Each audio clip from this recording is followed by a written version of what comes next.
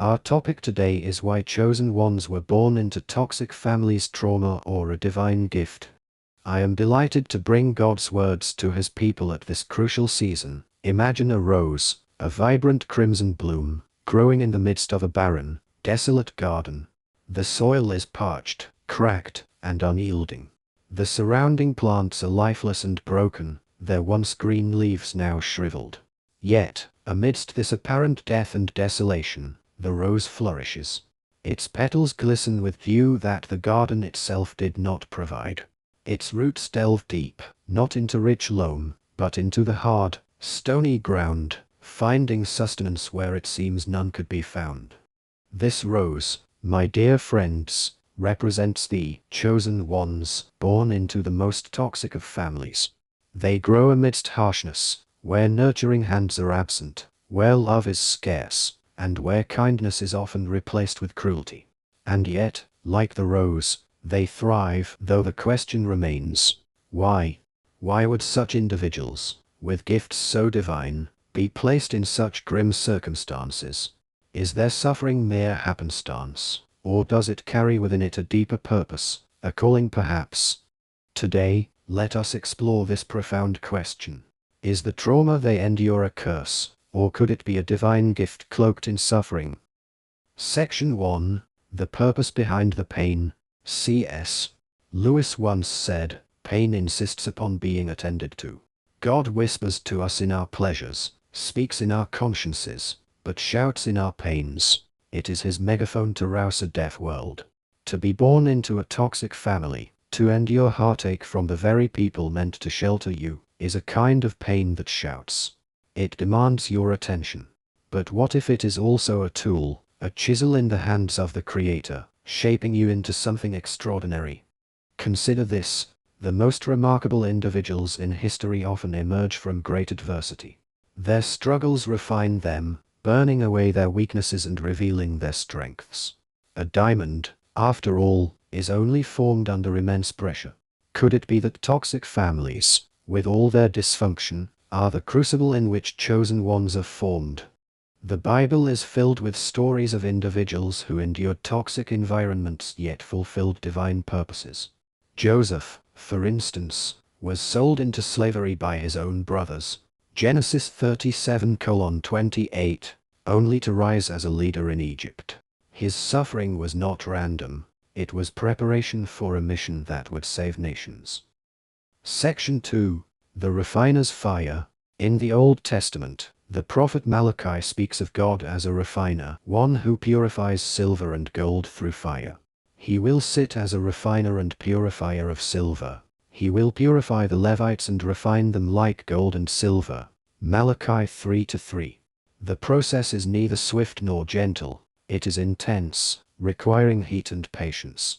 Yet, without it, the precious metal remains buried in impurities, its brilliance hidden.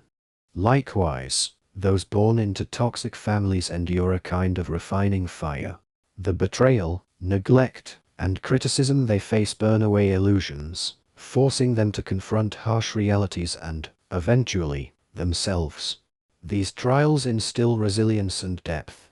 They teach empathy, for who can understand pain better than one who has lived it? However, this is not to glorify suffering for suffering's sake. No, my friends, the pain is not the end, it is the means. Like the refiner, God's purpose is to draw out the gold within, to prepare these individuals for a calling they cannot yet see. Consider Job, who endured unimaginable suffering yet emerged with a deeper understanding of God's sovereignty. Job 42:5-6. His trials were not punitive, they were transformative. Section 3. The role of free will and brokenness. Here, we must pause to consider the role of free will. Toxic families are not toxic because God wills them to be so. They are toxic because humanity is broken. Sin and suffering entered the world through our own choices, through the misuse of the freedom God has given us. Yet, even amidst this brokenness, God works. And we know that in all things God works for the good of those who love him, who have been called according to his purpose. Romans 8:28. He weaves together the threads of human failure into a tapestry of redemption. The chosen ones born into these families are not forsaken. They are equipped. They are given eyes to see the cracks in the foundation, hearts that yearn for something better, and spirits strong enough to break generational chains. We see this in the life of Moses, who was born into a time of oppression and placed in a basket to save his life. Exodus 2-3-10. Raised in Pharaoh's toxic court, he later became the deliverer of Israel. His unique circumstances were not obstacles, they were instruments of God's plan. Section 4. Trauma as a divine calling. Here lies the paradox. Trauma, while deeply painful, often becomes the catalyst for transformation. It awakens within the chosen ones a sense of purpose. Their scars, once symbols of their suffering, become badges of their survival. And in their survival lies their testimony, a story that can inspire, heal, and guide others.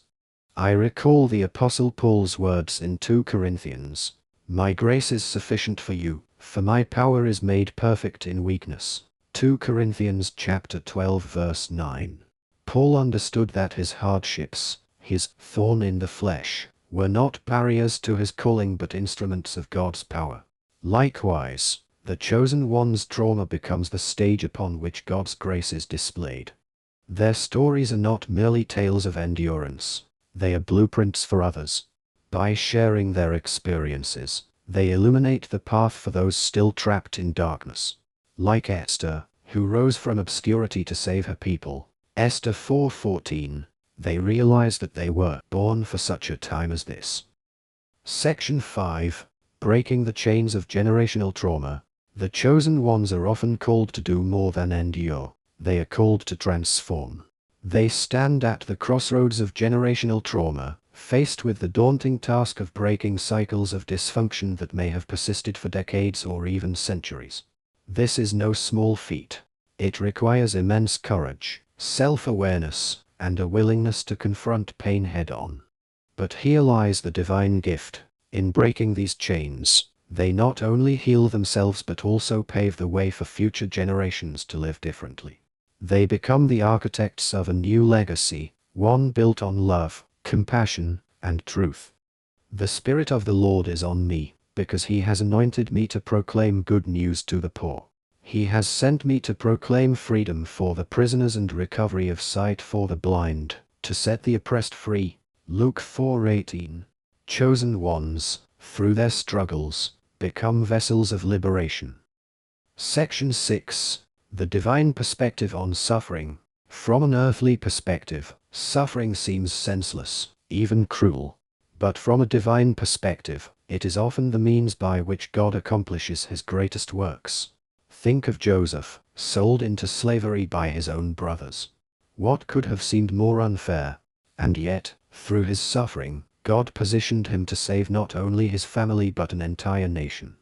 You intended to harm me, but God intended it for good to accomplish what is now being done, the saving of many lives.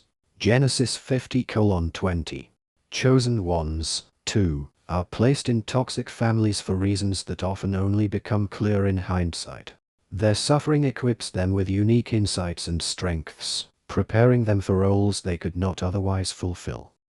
Section 7. Healing through faith and forgiveness. Healing is not just possible, it is essential. But true healing requires faith and forgiveness.